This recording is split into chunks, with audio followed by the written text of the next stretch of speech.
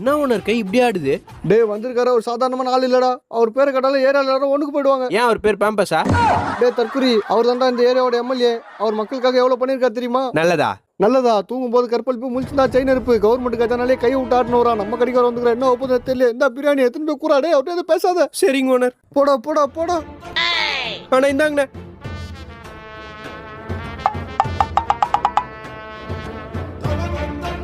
கொஞ்ச நேரம் கழிச்சு.